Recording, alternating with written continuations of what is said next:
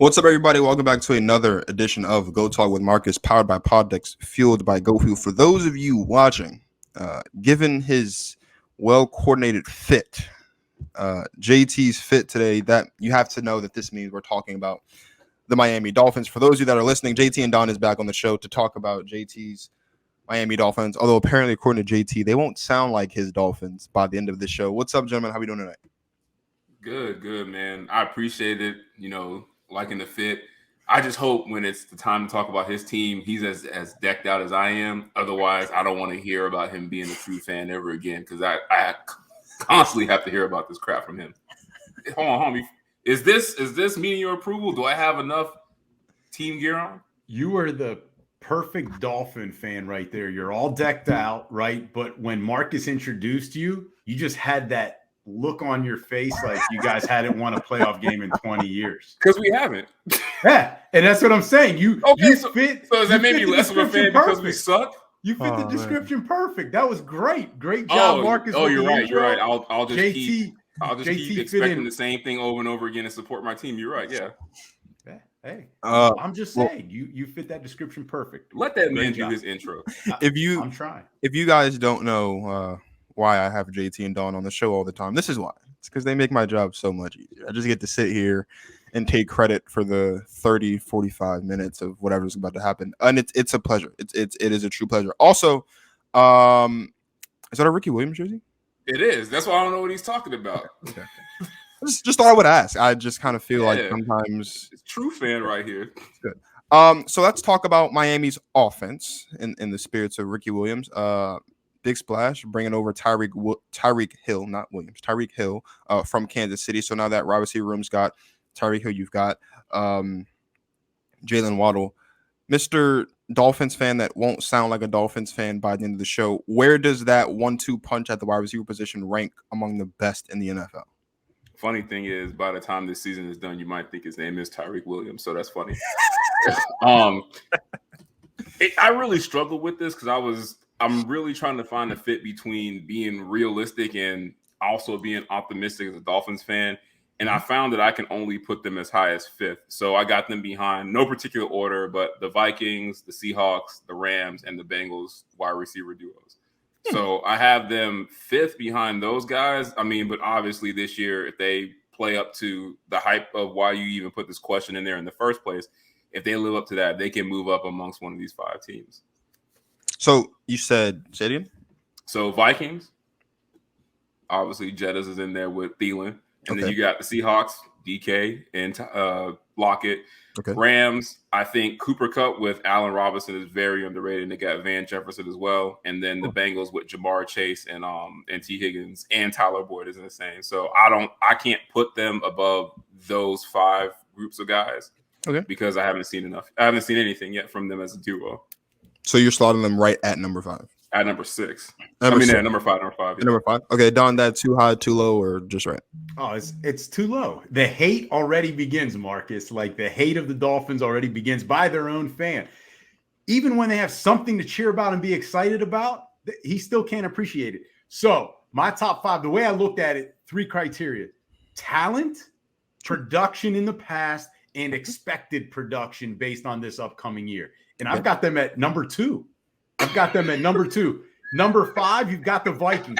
To sit there and tell me that Jefferson and Thielen, Steelers fan, Jefferson, optimistic.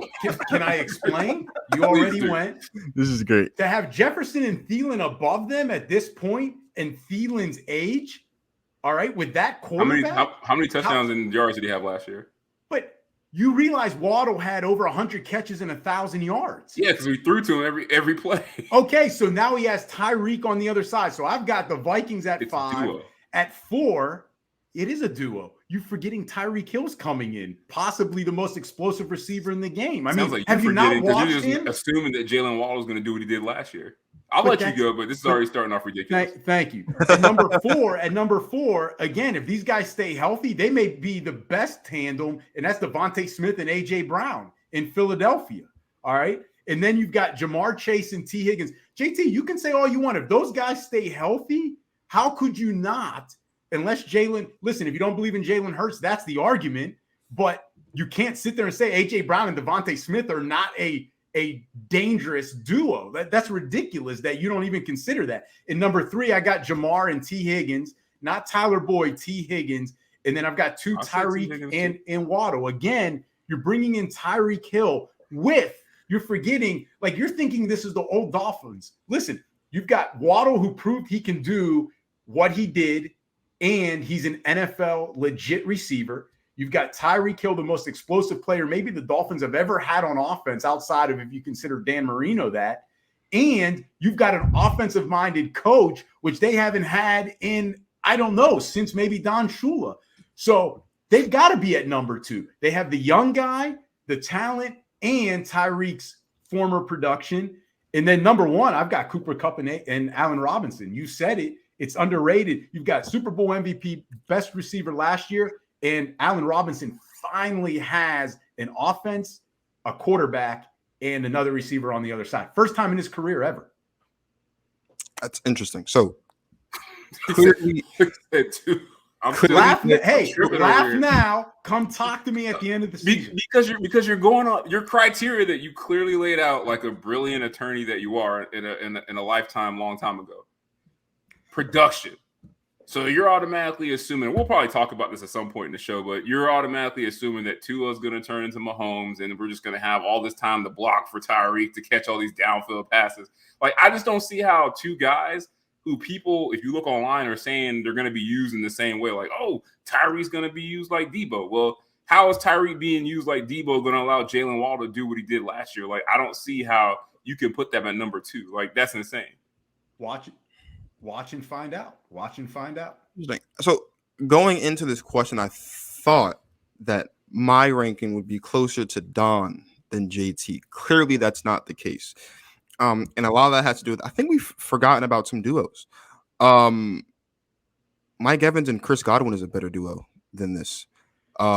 And that's a top 5 duo in the NFL. So I agree. I think in no particular order, I've got Jamar Chase and T. Higgins up there. I've got Justin Jefferson and Adam Thielen up there. I have Chris Godwin and Mike Evans up there. And what's more important about this duo specifically is Tom Brady's back. So to Don's point about production, there's not going to be a production drop off with these two. I mean, obviously you look at Godwin and he suffered that major injury towards the back half of the season, and that is something to be concerned about. But overall, like, this is still going to be one of the better pass catching duos in the NFL. You've got Tyreek and Jaylen Waddle in there, and then I think you've got some interesting. Well, you have the Rams, so that's 4 right there that I think are not. I know are better than this duo. Then you've got a lot of debatables, right? You've got your DK Metcalfs and your Tyler Lockett's. You've got your Devontae Adams and your Hunter Winfrows. Like, that is the best wide receiver in the NFL and the best slot receiver in the NFL. That now that Zay Jones is gone, will be playing a lot more snaps at the number 2, and he's going to be a reliable number 2 on the opposite side of Devontae Adams. I think you've even got not that they're better, but you even have other wide receiver duos like Gallup and Lamb in Dallas. And trust me, I hate giving Dallas Cowboys props, but they're in that same bucket of it really just depends on what the quarterback looks like. Because to JT's point, right, and I've been saying this from the minute they signed Tyreek. Look, Tyreek Hill is a fantastic deep threat wide receiver, and he is one of probably the most explosive wide receivers in the NFL. But Tua ain't no Patrick Mahomes. And a lot of Tyreek's success has been deep threats and has come from Patrick Mahomes being able to extend the play and Tyreek getting lost in the backfield.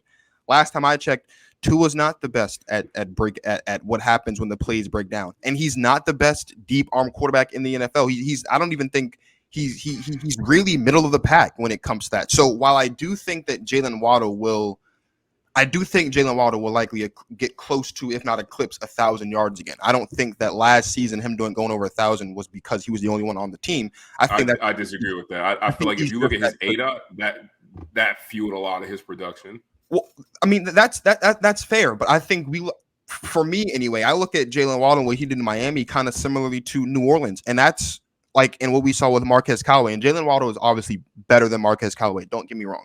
But Marquez Callaway coming into this season, I think, is in a good position because they drafted Chris Olave, who's going to be slotted in at a higher spot than him on the depth chart. And they also brought in Jarvis Landry. And so all that time he spent as number 1 guy is going to benefit him as now the 3rd and 4th guy on the depth chart, not to mention that Michael Thomas may or may not play this season. And if he does, I'd take that New Orleans Saints duo of Michael Thomas and Jarvis Landry over this duo of Tyreek Hill and Jaylen Waddle. Essentially the same. They're the same receiver. There's no deep threat. This is the my receiver problem. looks better when you got a better quarterback. Mike Thomas, when he's healthy, is a top 5 receiver in the league, and Jarvis Landry he's not the sexiest guy, but he's still a really good receiver.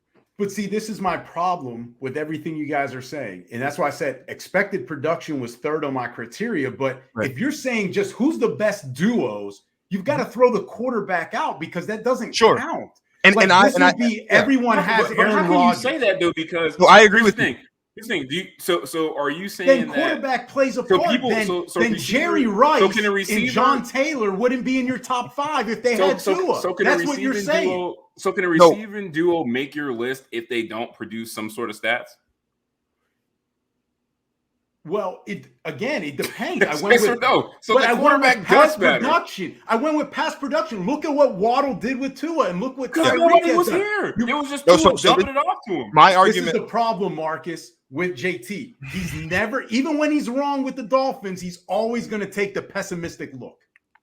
So if I just lay it out even if we take out the quarterback aspect of it and we just look at what they did last season and what they should do this season, I would still take Mike Evans and Chris Godwin because I think both of those receivers individually. You got to look at talent too. Who are defensive coordinators gonna lose sleep over when Aaron Rodgers is the QB? Is it going to be Godwin and Evans because you kind of know what you can get with them, or is it going to be Tyreek and Waddle because they can do so many different things in terms of just their speed? What? So are you Aaron Rodgers? You talking about Godwin? We can make that argument, but he's not. So are you, Don? Is it more because we're talking about like not including quarterbacks? So is this more of like a plug and play thing, or like you take this duo and put no matter who's under center, they're still going to be who they're going to be?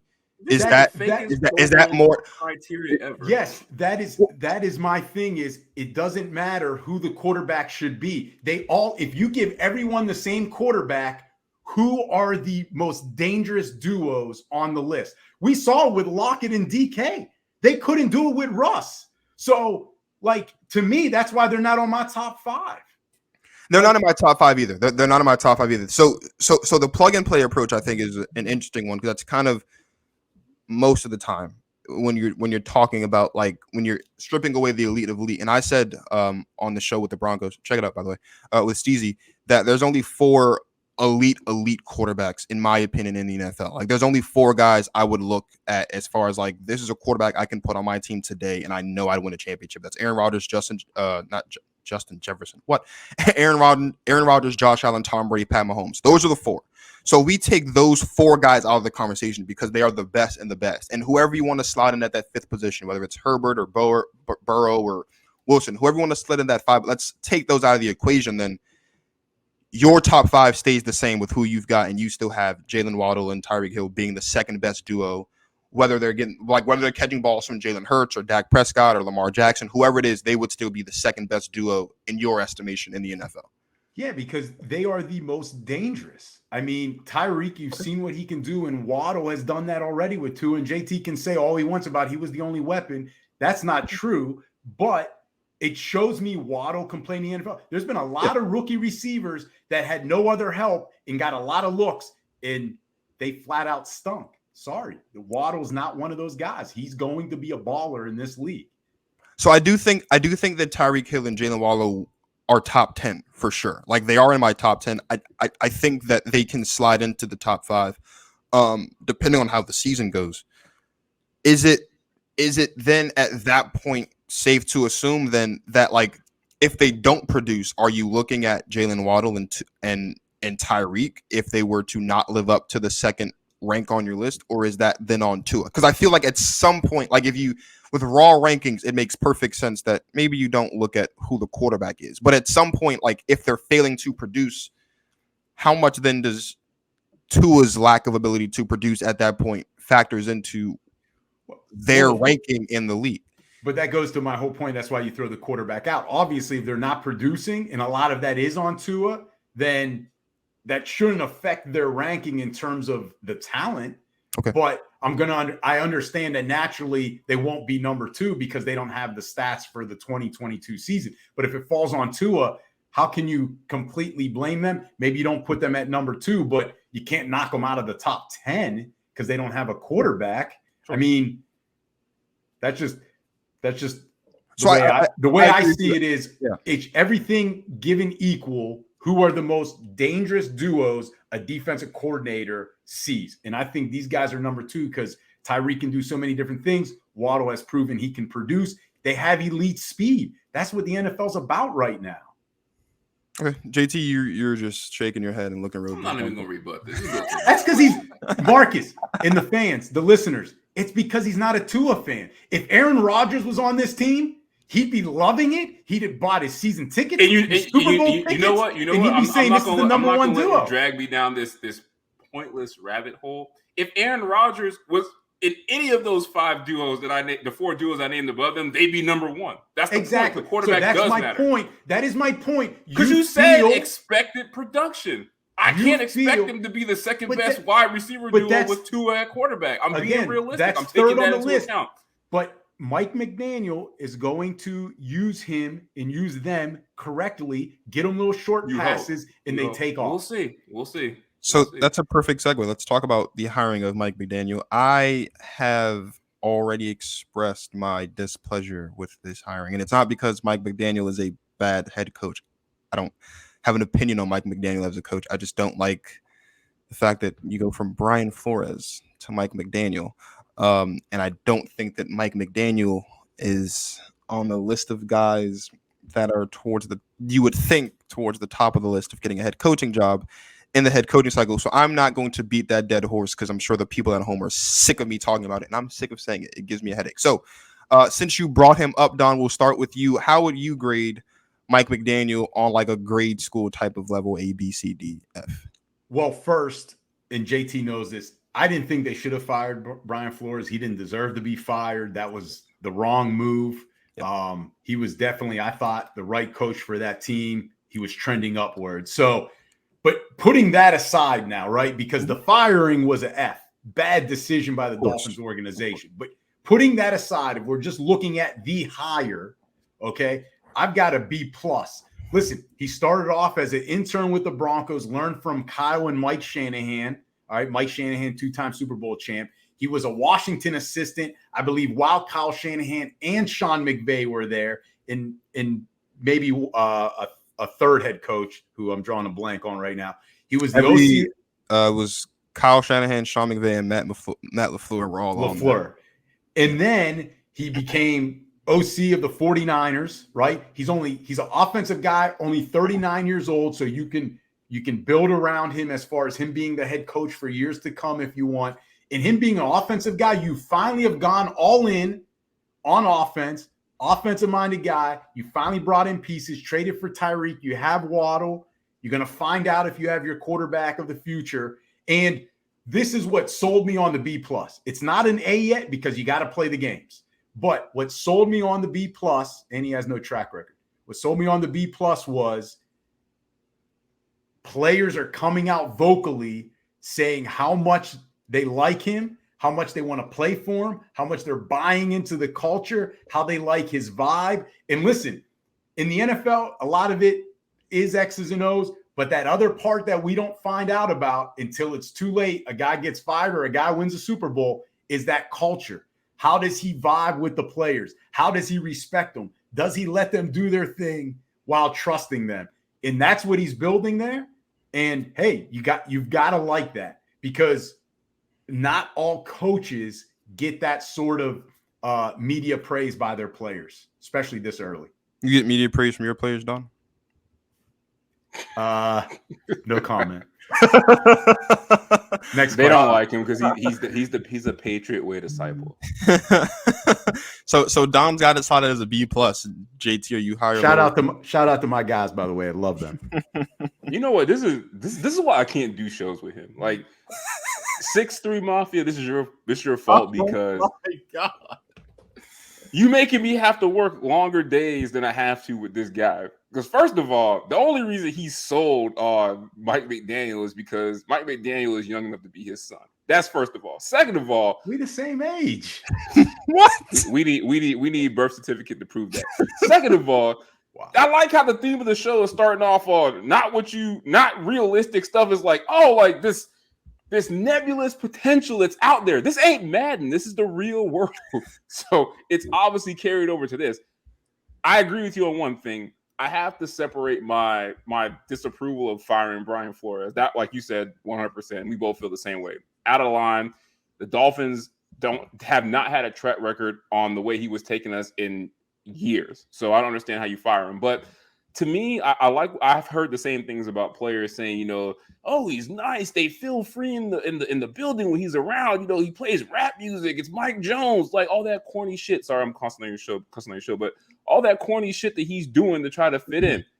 Yes, if I was living under a dictatorship before, like the Patriots, and I went to this, I might think this is something new. Like I might feel like a victim. But does that mean that you're a better coach? I don't know. So I'm not going all the way up to a B+ or whatever the hell you had them grading on a curve. I'm still going to go with a C- because the only reason I'm not going lower is you made a good point. He's from the Shanahan tree. And as far as I know, guys that come from the Shanahan tree have done well when they go to this position of getting a head coaching job before. So like you said, LaFleur, McVay, I think the O'Connell guy is going to do well in Minnesota. But the big difference between those guys and this is he is not going to a situation where he has an established quarterback. So we'll see how that goes. That is the only reason why I'm giving this a C. Everything else tells me I don't know. Like he was a run game coordinator. Like who do you think was calling the plays in San Francisco? You think Shanahan was going to Mike McDaniel and be like, hey, man, turn over the offensive play calling to you, man. I'm just going to sit back and let you be the OC. No, you know Kyle Shanahan was calling the plays. So there's always trepidation when a guy gets a head coaching job when he hasn't called offensive plays at the position, at the place where he came from. Matt Nagy, case in point. So I love that the players are having fun, but is having fun and listening to music going to translate to wins? I don't know. Like, I just feel like it's fun now, but as soon as we don't win X amount of games, like they're easily going to turn on him and say like, oh, this guy's a joke. He doesn't know what he's doing. So I'm not 100% sold on him because I don't see the experience. And I think it's too night and day from what we had before, and what we had before was working. So I have to give him a C-. I'm going to go a C+ for everything that JT said in the back half. I don't know of many times when a team's identity has switched this drastically from head coach to head coach, and it worked. And we'll talk about it in a couple seconds, but under Brian Flores, this was a defensive first team. Like this was a team that was prided on playing really good defense. And the offense kind of just, not that it was a bad offense, but Brian Flores being the guy that he is, he's a defensive guy. The defense was working. Now, this defense still has the talent, but switching from a defensive focus to an offensive focus, I don't 100% know if that is going to be conducive for success in a conference. Like Miami is not going to, I don't care how well Tua plays. Tua can have a career year. Miami's offense is not going to be better than Buffalo's offense this season. Miami's offense is not going to be better than Cincinnati's offense this season. Miami's offense is not going to be better than Baltimore's offense this season because Baltimore's going to have Lamar Jackson back healthy, presumably. And that was the big reason why Baltimore struggled last season, was because of Lamar Jackson's health down the stretch. They're not going to have a better offense than Los Angeles, in my opinion, the Chargers, that is. I don't think they're going to have a better offense than Denver. They're not going to have a better offense than Kansas City. And they probably won't have a better offense than Las Vegas. Like, that's about 7 teams, I think, and it takes 7 teams to make the playoffs. So the thing that Brian Flores recognized as the head coach was we probably won't have an offense that's going to be better than those offenses. And obviously that those teams changed when Brian Flores was the coach. The Bengals weren't this version of the Bengals for the last 2 years, but trying to compete offensively in a conference that is so offensive heavy is the one thing that concerns me about this hiring. I'm not going to question Mike McDaniel's ability to coach because he's never been a head coach before. And to JT's point, he was only really the run game coordinator. Like Kyle Shanahan still called the majority of the plays as it pertained to the passing department. I'm just worried that a switch in identity this drastic is going to cause this team to stumble out of the gate. Because while they do have Tyreek and all this talent offensively and defensively, they are still in an AFC East division that outside of the Buffalo Bills it's really hard to separate who's better than who. Like the Patriots and the Jets, specifically not so much the Patriots. The Patriots were abysmal this offseason, but the Jets made a lot of interesting moves in free agency and in the draft that's made them better. Where I can't just definitively say that in a game, in both of those games, the Dolphins would win those games. I would like to think so, but you can't just say that definitively. They have a lot of interesting teams that are just kind of in that pack where there's not enough separation. And if you're going to bank on offense, that's not the worst thing to do. But in a conference where there's about 8 teams that have really good offenses, I feel like a drastic switch to just focus on offense is not going to be a recipe for success moving forward. So I'm going to give it a C, and that's. Well, you said you C went plus. down. You said C plus. You said C plus. I did say C plus. I'm sorry. So C plus. C plus is where I'm at. And go down to the C. I feel like I'll be honest. And I'll be honest. When he was first hired, I was a lot harder on it because I didn't separate the whole Brian Flores thing. Because to go from Brian Flores to this is absurd. But if you take the Brian Flores aspect out of it, I'll give it a C plus. But I want to say 2 things. One to each of your points. Yeah, JT, I've got to, because you're always wrong. In that, if you were right, I wouldn't have to say a word on a show. I wish you were right. I would save my voice and time. That'll be the day. JT, you talk about, everyone thinks he's cool and this and that, and like that doesn't mean anything. Well, last year at this time, we heard a lot of rumors about Urban Meyer, how coaches, players weren't getting along with him, and guess what happened? It didn't work well. So, Urban Meyer's a bad human being. So we comparing Brian Flores to Urban Meyer now? Hold on. Just this has nothing to do with Brian go to the Flores. Second. What's the second thing you want to say? No, we'll come back to that. What's the second this thing? Is what you do. This is what he does. This has nothing to do with Brian Flores. I'm comparing Mike McDaniel to Urban Meyer. You said, if you would pay attention and follow my logic, if you would get to the point, I'm falling asleep here. You cut me off. Do something. Can I finish? This is why I bring him on the show. It's just so easy. Yes. Look, can I finish, JT? Please. Okay. Wrap it up. You talk about Mike McDaniel being too much of a player's coach. It doesn't translate. That's not what I said. That's not what I said. I said that when you switch identities. No. Everybody's you like, said before that. You said, all this music on the locker room and blah, that's all great, but blah, blah, blah. And what I'm saying is, you don't want the opposite. You don't want them to say what they were saying about Urban Meyer because it didn't work. So the fact that, yes, it's going from one extreme to another has nothing to do with Brian Flores. This is the culture now, and it's better than what, for example, a coach like you heard about Urban Meyer. At least these are good things is what I'm saying. Now, Marcus, you look at next year, they might stumble out of the gate. Maybe they do. I'm not making this grade on next year. I'm not making it on 2022. You asked about the hire. The way I look at the hire is at the end of his tenure, whether it's in a year like Urban Meyer, whether it's in 3 years like whoever, or whether it's in 20 years like a Chuck Noll or whoever, I'm looking at that tenure. And what I'm saying is, I think it's going to be a B plus long-term for them. Maybe can get to an A, but I think B plus because he has that chance right now with these offensive weapons to get settled in and then sell it to other free agents and rookies. And listen, maybe the quarterback doesn't work out and he can go get one and he'd be the guy for it because he's an offensive minded guy. So I'm looking long-term for the B plus. So that makes perfect sense. And my C plus wasn't so much about I just am really, really hesitant about the major identity switch as it pertains to where they stack up against the rest of the conference. Because, I mean, Miami's never had, under Brian Flores, Miami didn't have a stout offense. They had a stout defense, and that's what made them different. That's what got them 10 wins, and I want to say every season that Brian Flores was there, except for maybe the first season. Like, that was the difference. That's why we looked at Miami and said, wow, like there is something really good brewing here, is because while all the other teams in the conference were focusing on offense with Allen and all those guys, they were focusing on defense. And all I'm saying is, just going offense here when the like, I mean, let's think about it. You probably won't find another guy, at least right now in this coaching cycle, obviously, to may have done better for this season or continue to build off this season defensively what Brian Flores is doing. Now that's a tough ask. And so to separate the Brian Flores aspect is probably the best thing to do. But to try and build offensively when you've got like there are, when you look at the offenses in the league heading into this season projected, and you make a top 10, I'd say about, with an exception of the Rams and the Buccaneers, definitively, like the other 8 teams that would probably be top 10 offenses this season when it's all said and done are coming from the AFC. Like, I would love to throw my Packers in there, but without Devontae Adams, we have no idea what that offense is going to look like. And so right now, I can't say that that's a top 10 offense, but I can name you 8 teams in the AFC that are legitimately top, that have top 10 potential.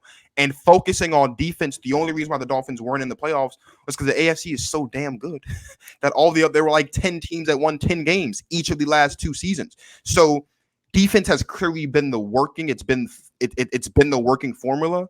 And it's not Mike McDaniel's fault that he's an offensive guy, but just switching to offense in an offensive heavy conference is, to me, a reason to be hesitant on just how effective this will be in the long term when you're going to have to compete against offense. Like we saw in the AFC Championship game, right? You can have an explosive offense, but if you don't have a defense that can stop the opposing offense for 13 seconds, that's the difference between an AFC that's the difference between a playoff win and going home. Like, the defenses, I think, matter so much more in the AFC than they do in the NFC because of how many stout offenses that there are in the AFC. And I feel like the Dolphins have abandoned the defensive approach to go all in with Mike McDaniels and try to just see what they can get out of Tua, which is fine. Like, if that's what you look, build around your young guy. Of course, you want to see being Tua's in a much better position than Justin Fields is. That's for sure. Because at least the Dolphins are trying to make it work and get him some weapons, like 100%. But it to me, it's just a little hesitant. It makes me hesitant a bit to think that this is a formula that's going to work for the next couple of years. What I would say to that is just simple. They want to fight fire with fire. That's it. Sure. I mean, some people believe it had been working with Flores in his defense, but others would say, hey, like Bill Belichick says, 3 phases of the game. When you've cycled through so many offensive coordinators and it doesn't seem like anyone wants to be on offense, on your offensive staff, that there is some cause for concern. I don't know what it is. We weren't within the team offices. We weren't in the locker room, but you've got to be good on all 3 phases. And they want to fight fire with fire. And maybe that backfires, or maybe it doesn't. We'll see. My favorite part of the show. The Miami Dolphins are such an enigmatic team. And they've got this guy under center. His name's Tua Tagovailoa. There's so much stuff going on. I know we're supposed to talk about defense, but since we're here, let's just talk about it because I mentioned young teams. JT, is this a prove-it year for Tua? Given everything that they've done to dedicate offensively, they brought in an offensive head coach from the Shanahan tree. You've got Raheem Mostert in the backfield. You've got you bring in Tyreek Hill. Why are you David all these guys? You're just talking about one guy, number one. Well, because you've got all this offense around Tua Tagovailoa. Why are you trying to soften the blow? I feel like I'm at the top. I'm on the 4th floor, and you're trying to put this mattress down because you know what's about to happen. I'm just asking. You got all this talent around Tua, and Don said it looks like they're trying to fight fire with fire. Is it a prove-it year for Tua? Because I think it's a prove-it year for Jalen Hurts, and he's in a similar situation. You've got all this offensive weapons. Let's figure it out. Tua, I feel like, is in close to a similar boat. Maybe not as much pressure because the Eagles are a little bit different. But is it a prove-it year for Tua Tagovailoa this season? Yes or no? I actually disagree. I think Tua is in a worse situation than Jalen Hurts. I think last year was Tua's prove-it season. I think this year is a do-or-die year for him. Like, he is playing for his chance to play in the NFL ever again. Like, that's what people are looking at with him. It's like, all right, not can he be a starting quarterback? Like, do we even want to bring him into camp to like have him on our team? Like, he's playing for his NFL career this year. Like, life's going to come at him fast. So I think it's beyond a prove it year. Like, I think prove it year for Jalen Hurts. Yeah, he's shown life. Like, Tua, like, there's so much scrutiny behind it. And you see it how everything's going in the offseason. Every time this dude makes a pass, like, is it Patrick Mahomes? Is it something else? Like, everything he's doing is so scrutinized. It's letting you know, like, look, like, this is your last year to show us you can play in the NFL. And, like, if you don't do it, like, we're going to give you the Josh Rosen treatment. So, no, it's beyond prove it. Is it a do or die year, Don, for Tua Tagovailoa this season? No, it's a prove it year, not a do or die. Because, listen, if Nathan Peterman got a second chance by going to the Raiders. He did too. I believe he went to the Raiders. He got a shot with the Raiders. Did he not, Marcus? He did get a shot with the Raiders. All right. If he got a second shot after what he did in Buffalo and 6 interceptions, then Tua, a first-round pick finishing just his 3rd year, he's going to get another shot. Maybe not right off the bat as a starter, but he's going to get another shot. Plus, he's going to have a 4th year with the Dolphins regardless because of his contract. But, Marcus, to your question, yes, it is a prove-it year. He's going into his 3rd year. So what does that mean at the end of the 3rd year? They have to make a decision on that 5th year option. And obviously, if he has a bad year like a Mitch Trubisky did, they're not going to pick it up at the end of this 3rd year. I don't like what they did to Mitch. I mean, but all I'm saying is that's the way they're going to look at it. That's the way they're going to look at it. And listen, he's got no more excuses. I'm all in on Tua, but there's no more excuses now because you've got Tyreek. You bring in Tyreek. You've already got the number Waddle. 2 wide receiver in the league. Yes. Plus Raheem Mostert. There's no excuse. Plus Gesicki. Plus that backfield. That backfield is a good backfield by committee. Doesn't have a superstar, but nowadays you don't need one to win. You've got Sony Michel that you brought in. Ooh. You've got Mostert, and you brought in Chase Edmonds. JT wants to be sarcastic and this and that. These guys are in the NFL for a reason, and they all started at one point in the NFL. They have talent, all right? So, and, I mean, you've also got Cedric Wilson you brought in as your 3rd receiver. Again, he's the 3rd receiver, which is pretty good in the NFL nowadays. So there's no more excuses. You have an offensive-minded coach. It is time for Tua. He doesn't need to be like a Pro Bowler or have a Mahomes-type year, but Marcus. Are you insane? It's a prove-it year because he needs to show that he can be a franchise quarterback. That's what he needs to prove. So he does need to be a Pro Bowl quarterback. Like he needs to have a good enough year. He needs to have a Pro Bowl type year. Yes, you're right. I'm going to tell you exactly what needs to happen. He needs to have a Pro Bowl type year. Yes. I'm going to tell you exactly what needs to happen. He needs to play so well this year that people just brush over the first 2 years and like, you know what? We're going to sink money into him for the future. Like he needs to be a top 10 quarterback this year, maybe 12 at best, or it's over. Right. And if he's a top 10, top 11, top 12, JT, that's my point. That shows that he has that potential to maybe one day be a top 3 or top 5 quarterback. So yes, you're right in that sense. Yeah, I agree. My concept of time is a little shot, but I believe in his 3rd year, Baker Mayfield had that really good season. The Browns went to the playoffs. Was that his 3rd year in the NFL? 2nd year. It was his 2nd year? Yeah, because 3rd year was last year, right? Or was last year his 4th year? No, this was his 4th. I'm pretty sure. You're talking about the Freddie Kitchens year. Yes. Okay, so that's year 2. That was year 2, but they didn't make the playoffs, JT. No, he was good, yeah. The year Kevin Stefanski was hired and he won Coach of the Year and they made the playoffs and they that was year 3. Okay. Tua's in year 3. If Tua doesn't do for the Dolphins with this team, what Baker was somehow able to do with Cleveland in his 3rd year, Tua's not going to be a Dolphin. Like Tua is going to be in the same boat as Baker Mayfield.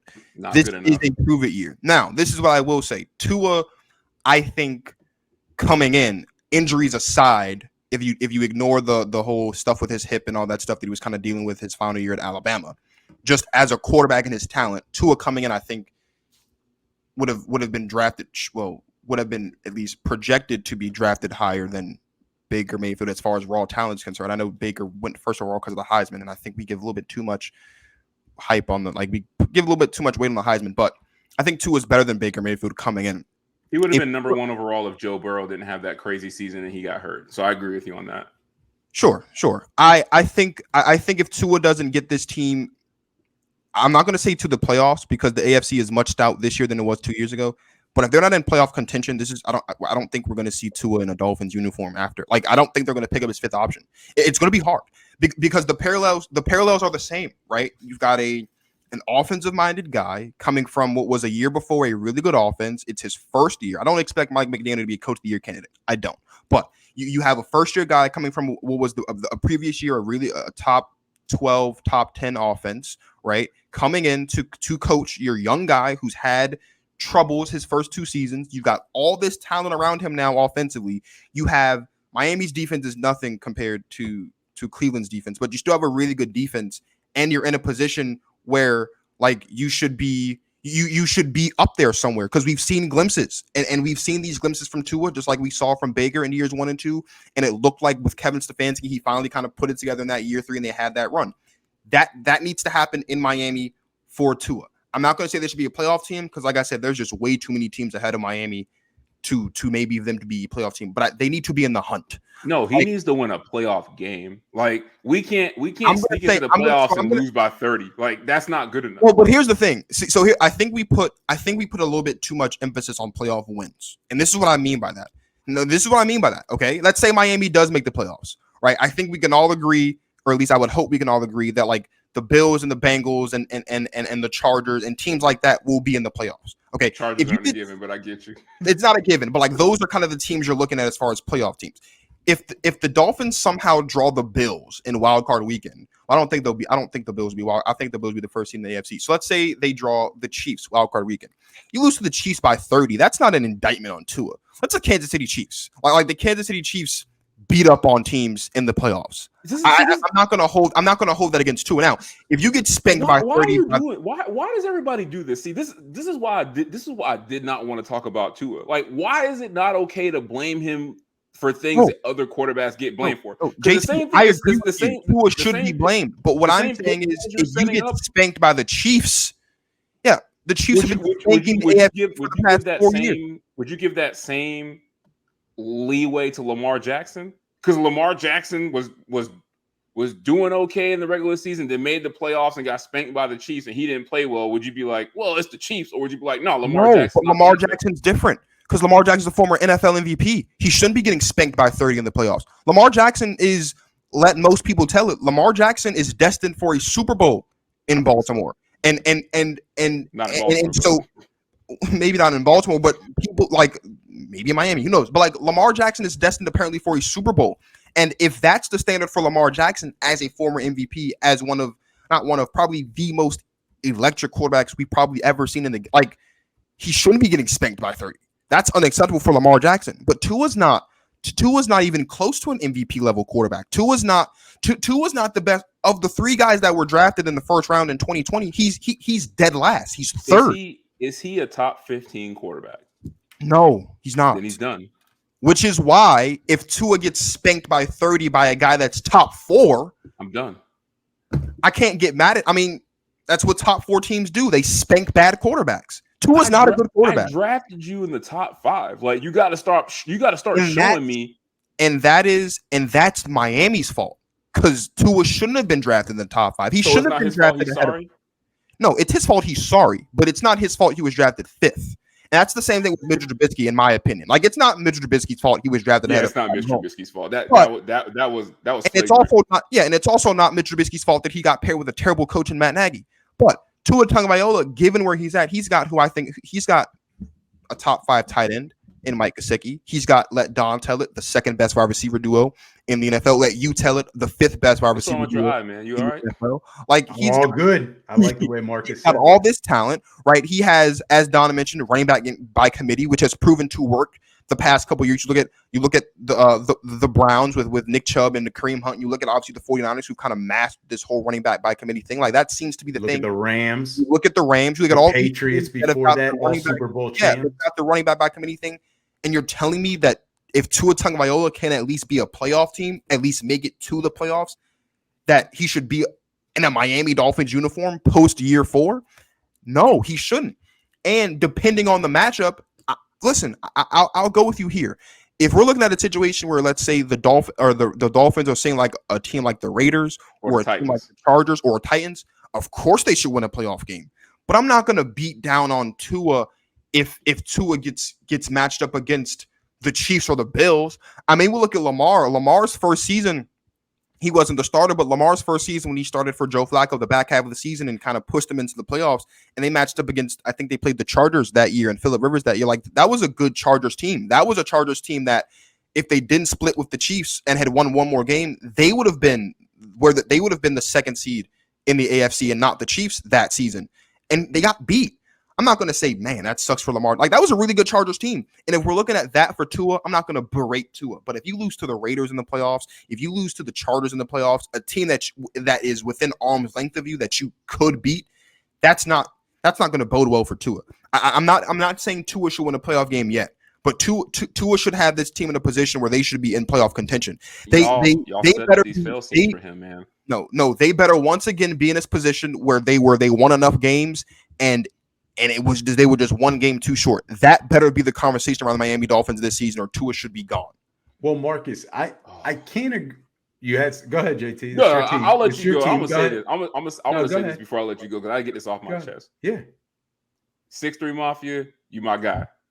But I'm gonna tell you, like I've been saying for a while, and this is the one thing that irritates me about being a Dolphins fan, is these Tuanon people. Like, stop making these imaginary boundaries for this dude. Like, you don't imagine boundaries. I've not you personally, but I feel you're kind of doing it, but not to the extent that I've seen it. I feel bad for the guy because I feel like he's in a lose-lose situation because the Dolphins are fans like you. No. You go in there with that negative attitude that breeds negativity. You can't throw me in that group because I outlined what I wanted the Dolphins. I outlined to you what I wanted the Dolphins to do 2 years in advance. What was it? Really quick, if you remember. What was that? I don't even know your question. What was it? I thought the Dolphins should have passed on Tua before that. Right draft. there, that's the negativity. No, because the guy had no shot as soon as he was drafted because of fans like first of all, I didn't believe. And that is, by the way, my argument with Mitch Trubisky. Mitch Trubisky had no shot the second he was drafted ahead of Pat. We'll tell you a funny story about Mitch Trubisky. But so my thing with Tua real fast was I never was sold to him in Alabama because I had never seen an Alabama quarterback do good at that point. What I thought the Dolphins should have done was, at the time, we had so much draft capital for years and years and years, we should have just waited for Trevor Lawrence. Like, we should have just made that happen. And I was on the record saying that 2 years in advance, that, look, I thought that was our plan. We were tanking for Trevor Lawrence. We were going to manipulate picks, pick the best player available, and I feel like they got pressured into picking Tua, and it was just a bad situation. But I just don't understand why people keep giving him this pass. Like, and I want him to be successful because if he's successful, I'm not giving him a pass. No. But here's the thing. Everybody's like, oh well, if he gets beat by Mahomes, it's not his fault. But if he gets beat by a lesser team, it is his fault. No, it's all his fault. You forget. If he doesn't get hurt and if Joe Burrow doesn't have the greatest college football season of all time, Tua is a lock #1 pick. And to be honest with you, if he doesn't get hurt at Bama, he would be a lock #1 pick. His expectation coming into the league out of Bama was astronomical. He was probably the best quarterback that we had seen in probably years. Like, based on what he did at Alabama. #1 pick in Cincinnati, and I don't know if this is hindsight or my love for Joe Burrow talking, because I am I am Joe Burrow. What's the word I'm looking for? Joseph Lee Burrow, whatever you call him. Yeah, I'm a Burrow sexual. Okay, I don't know. Hey, where's the logout? But I'm logging. I am probably the biggest Joe Burrow fan. You know, that's fine. I've been a fan of Joe Burrow since he was in college. I don't know if the Cincinnati Bengals are that good last season with Tua Tagovailoa at the helm, even if he never gets. He might have been the pick. You can make that argument, but so here's the thing, and I'm not giving Tua a pass, right? What I am saying though is, if it is universally acknowledged that Josh Allen and Pat Mahomes are two of the 4 best quarterbacks in the NFL, right? Now, if Tua goes out there against the Chiefs specifically, who don't have a good defense and stinks up the joint, that's a different conversation. But if Tua gets outplayed by Pat Mahomes and the Dolphins lose a playoff game to the Chiefs, yeah, this is join the club. You just said this team has no defense. They have no Tyreek Hill, and this guy's the #5 pick. Like, there had to be talent in there somewhere where evaluators are like, he's going to be the #1 pick. Like, I'm not giving it seems like I'm being hard on him because I don't like the way he's performed on my team. That's part of it. But part of it is, I just think when you are hyped up, you got to perform. You should absolutely perform. But slaying the beast that is the Kansas City Chiefs has Burrow did it to be. Yeah, and Joe Burrow is better than Tua. Like, unless your quarterback is Tom Brady or Joe Burrow, you don't beat the Chiefs in the playoffs. But why are we talking about the Chiefs? But why are we talking about the Chiefs? Look at what Baker did, right? He took them to the playoffs. I think almost beat the Chiefs. But the problem is the Browns realized he's not a franchise quarterback to take us to the Super Bowl. They realized that. And he did everything, Marcus, that you want Tua to do. Get in the playoffs, stay close against the Chiefs, and Yeah, but the all year good. after he But stunk. no, No, the it's year after because he said, Baker. It's No, no, because no. Baker had a heck of a running team and a heck of a defense that year, and they faced a Steeler team that probably shouldn't have been in the playoffs. Yeah, that was also statistically Baker Mayfield's best season, which is what I'm saying. Tua needs to have his best season of his career. That's my point. What was his statistics that year? I'll pull him up. I thought he had the better season with Freddie Kitchens, but they just won more games. He had his best season under Stefanski. That was the first season he had. Here, I'll put that was because OBJ had the 1,000-yard season with here, I'll pull it up. I just pulled it up. So in his rookie season, Baker Mayfield had 3,700 yards, 27 touchdowns, 14 picks. In his second season, he had 3,800 yards, 22 touchdowns, 21 picks. In the year they made the playoffs, and in Stefanski's first year, he had 3,500 yards, 26 touchdowns, 8 interceptions, which is the only season he's had in his career with less than 10 picks, and he had a 95.9 passer rating. What's the difference? You have those stats pulled up. What's the difference in his attempts for the whole year that season compared to the first two? I pulled up the raw stats. I have to pull up all the details. I get what you're saying, though, Don.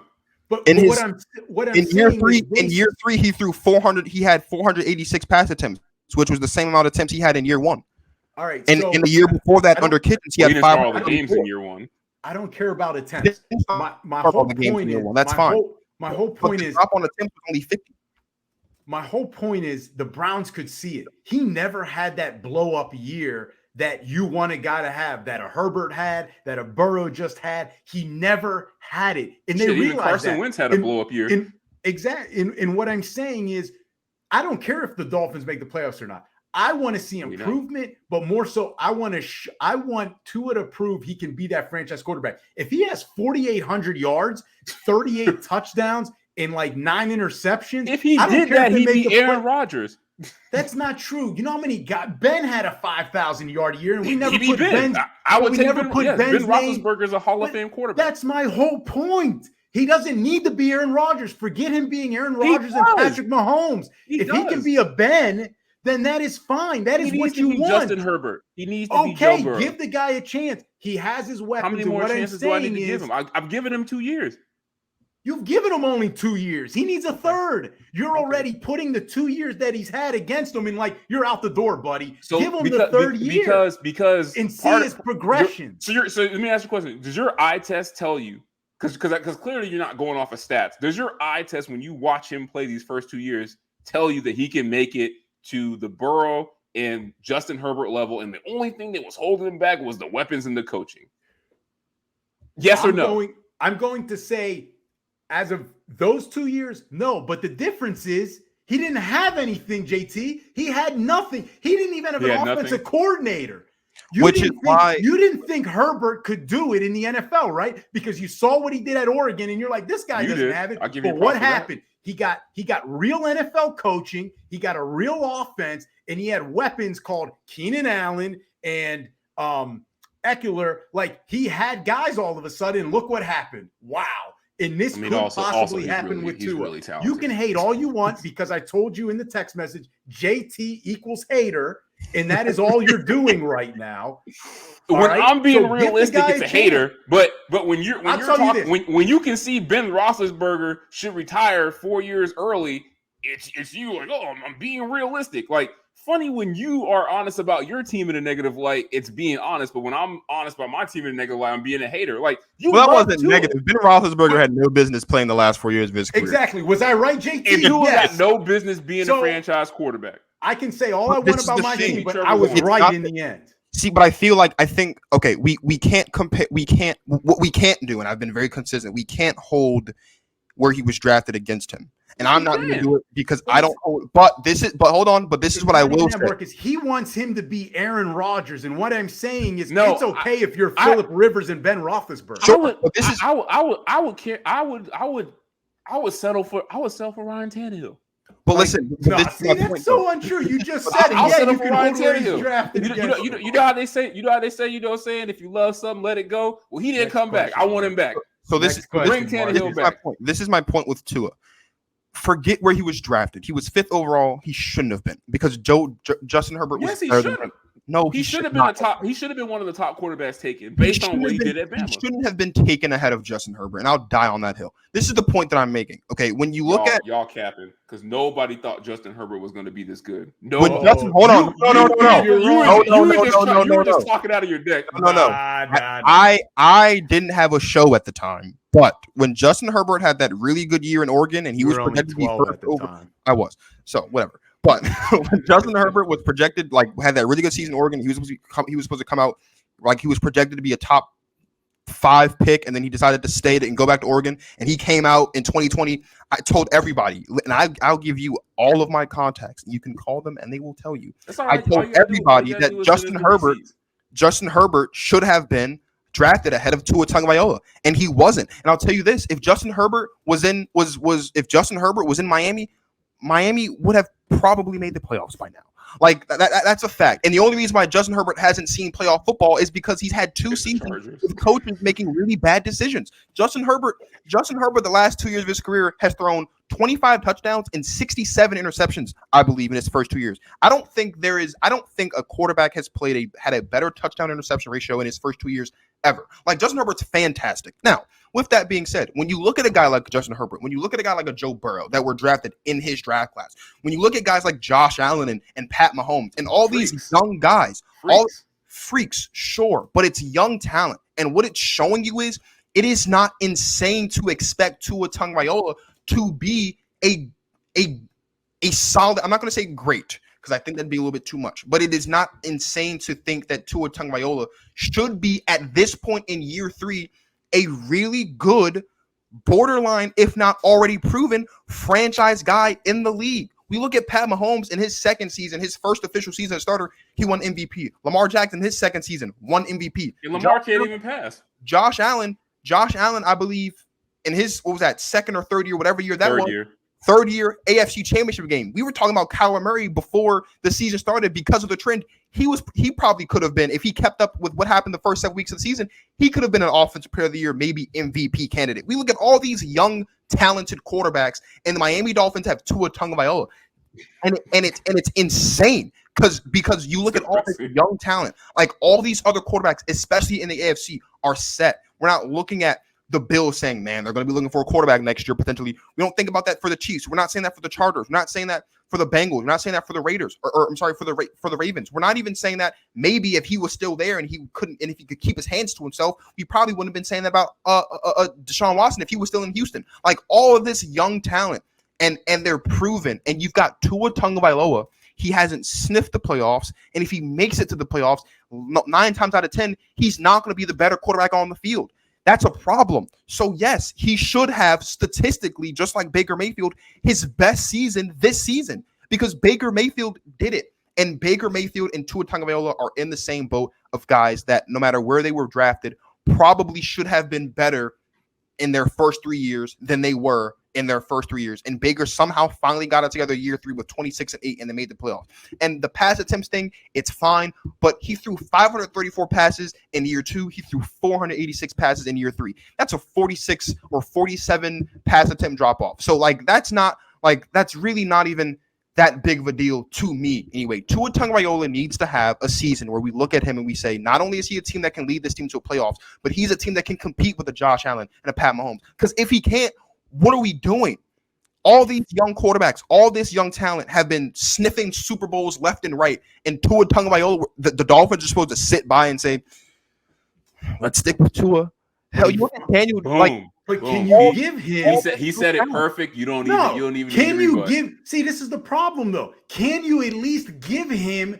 Be open-minded about this year. You're holding the last 2 years against him, and you're saying he's not going to do it again this year. You got to get rid of him. Give him a third year. No, please. What I'm saying is no. Give him a third year. I am. What I'm saying is no, you're not. You're already jumping to the conclusions, both of you. What I'm saying is finally has weapons. Let's see what he does. Okay, Don, I agree. That's what I'm saying. Like Josh Allen had nothing like saying in Buffalo. If Tua was a girlfriend and he cheated on you the first 2 years of the relationship, you're like, oh, well, year 3 is going to be different. This is the year where she's going to just develop into great his rookie year. Or even like, was great his first 2 years.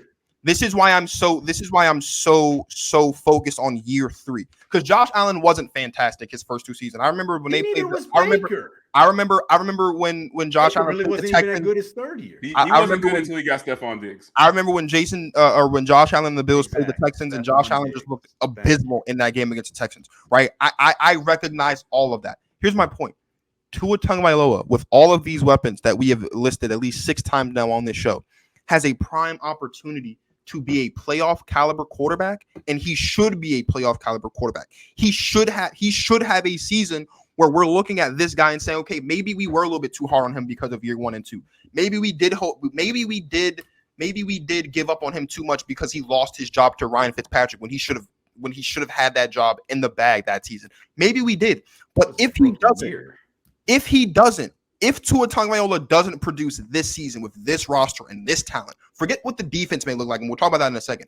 With this offensive weapons, with all that they've done offensively, with Mike Gesicki and all that talent, if Tua doesn't give us the best season so far of his career this season, Tua has to go. Because if he can't do it this year with this talent and all of this talent, when's he going to do it? Marcus, I agree. I told you from the beginning, this is a prove it, not a do or die. It's a prove it year, no doubt. But you know what the problem is going to be, Marcus? He could have his best year. To you and I, he could have a really good year. But it's never going to be good enough for JT. It's never going to be good enough for Dolphin fans. Because if he doesn't make the playoffs, yet he does really well for you and I, and it's like, oh, he can be a franchise QB, JT's going to be like, nope. He's not Josh Allen. He's not Patrick Mahomes. He's not Tom Brady. And it's like, that's unrealistic. He's just unrealistic with the expectations. You know what? The last thing I guess we'll say on this is I love that he's saying this now because he's going to be in a similar situation in about 3 years too, because you guys are going to have to make that same decision on Kenny Pickett. So I hope you're this lenient with him the way you've been babying Tua along, and we'll see if you're consistent. And that's all I'll say. Listen, if Pickett has 32 touchdowns, 33 touchdowns, less than 10 interceptions, and it's not his fault that the rest of the team isn't doing well, then you can live with that. If Tua was doing that, then we have a different conversation. But what I'm saying, see, he says when he's doing it, we can have a different conversation instead of if he does that, I'm on board. See? So JT's already hedging his bet that yeah, he can have those good numbers and looks okay. It's what I'm telling you. But with him. It's always. I don't understand why you're fighting for this dude so hard. Like you're a Justin Herbert. Why are you fighting against your own quarterback? Because it's my team. And when I see all these other teams getting these stud quarterbacks that even when their teams suck, there's the disrespect. That guy can play.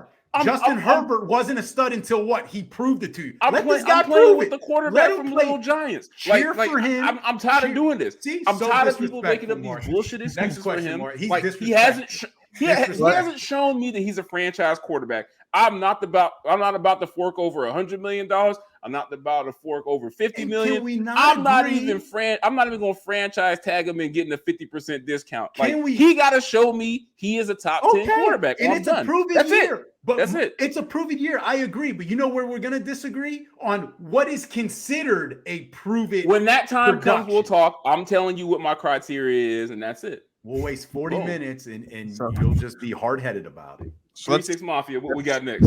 So let's skip straight. I love having these guys on the show. It's a blast. It makes my job so easy.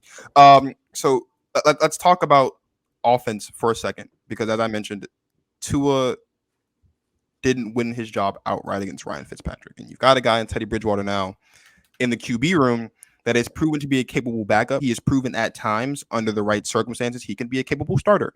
Don, I'll start with you. How many, if any, games do you think Teddy Bridgewater will start for the Miami Dolphins this season? I'll make it easy for you, and I'll make it short. None.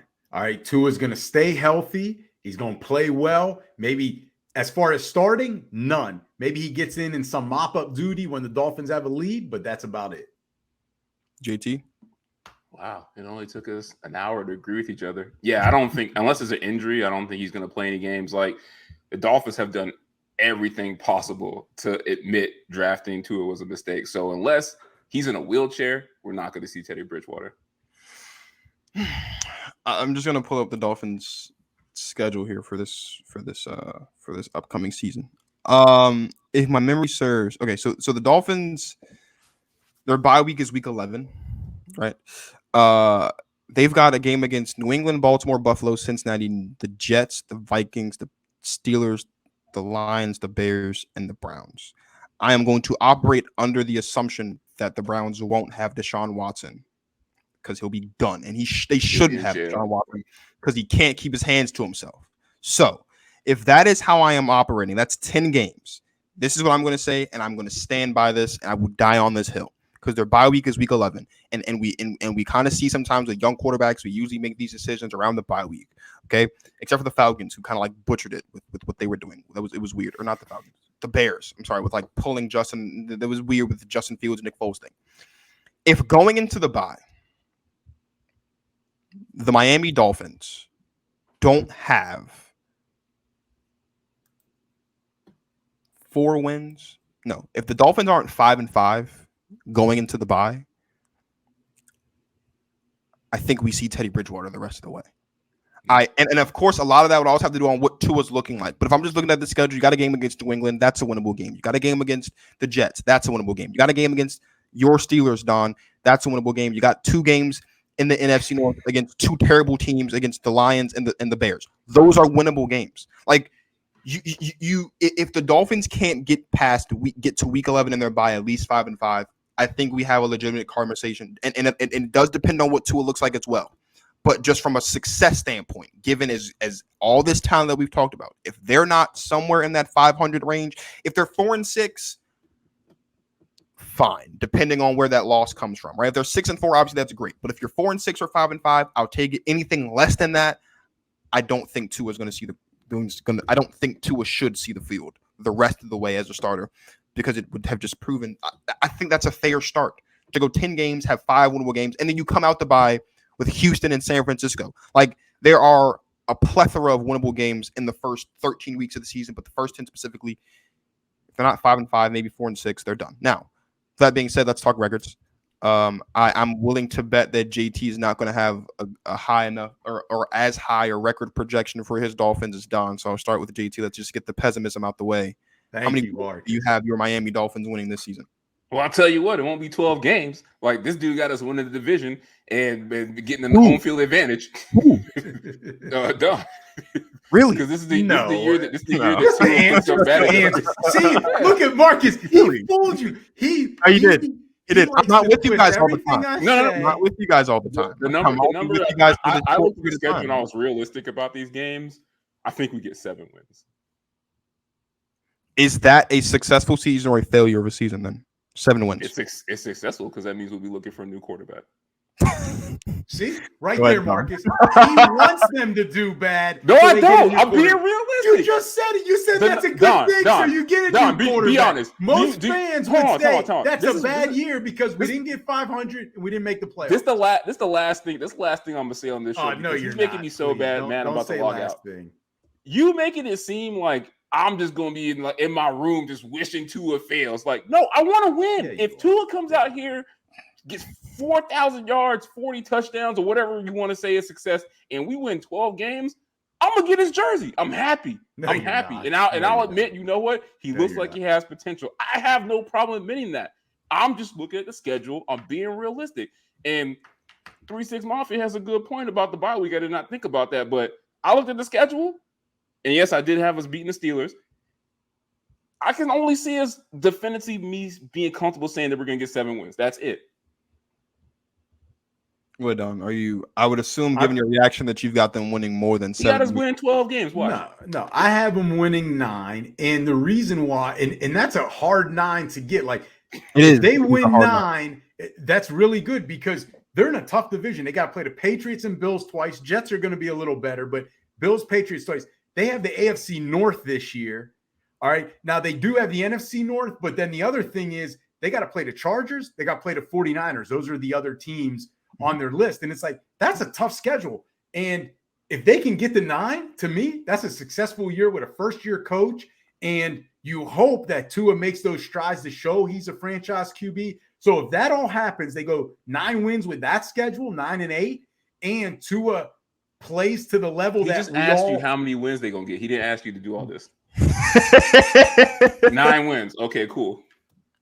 Go ahead, finish, Don. No, JT, you can speak since it's your show. Oh, wait, it's not your show. So go ahead, Marcus. I give you the floor. Just don't let JT say another word because he said, last thing about this. Last thing.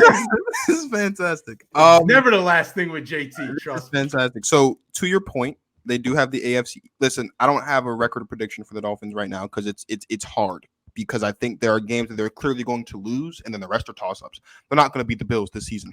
I don't think they're going to beat the Bengals. I don't think they're going to beat the Ravens. But like every other game on the schedule, they're not going to beat my Packers. That's for damn sure. But like there are other games on the schedule that are just kind of like toss-ups, right? Here's what I will say.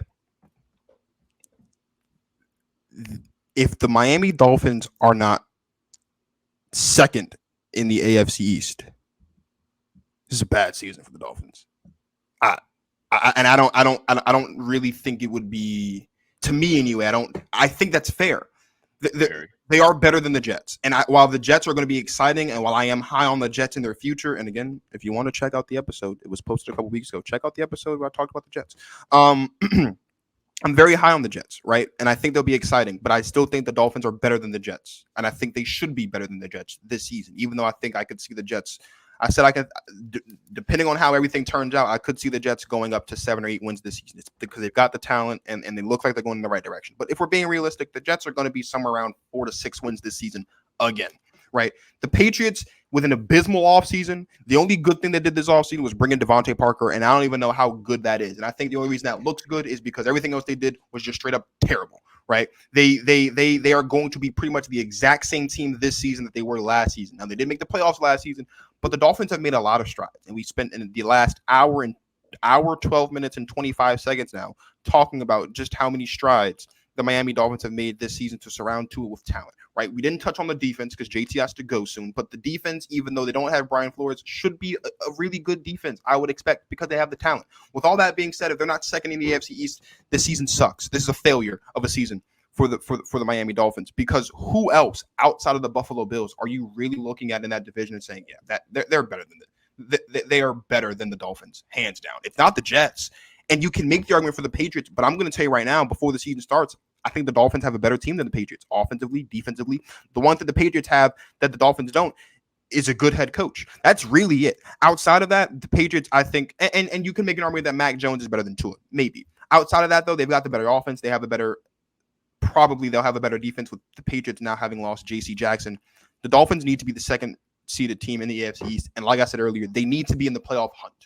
They don't necessarily have to make the playoffs, in my estimation. If they make the playoffs, it's a different conversation. But they need to be in the picture. I need to be looking at turning on games on CBS at week 13, week 14, and when they put up that graphic with the division winners and the wild card teams in the playoff hunt, I better see the Miami Dolphins logo in the hunt section, or we're gonna have some big issues coming out of Miami as far as what their future looks like. So with that being said, it's always a pleasure to have JT and Don on the show. They make my job so much easier because I just get to ask the question, and then for 15 minutes they kind of go back and forth, and then I snap out of it and remember, oh yeah, this is my show, I got to talk to. So fellas, it's always a pleasure to have you on the show.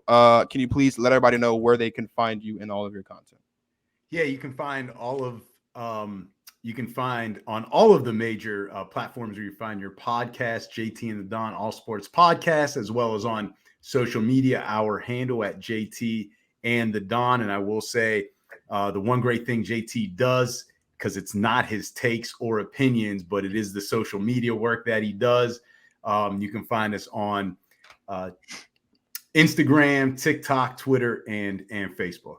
And thank you again, Marcus, for having us on. Always a fun time, and you always got the good knowledge going, and it's just fun to be on your show, man. Thank you. I try my best. I appreciate it, and people, don't worry, they'll be back in about a week and a half, because we got to talk about the Steelers, and it'll be Don in the hot seat as the fan of the Pittsburgh Steelers, and as optimism, baby, optimism, Marcus. Cannot wait for that show.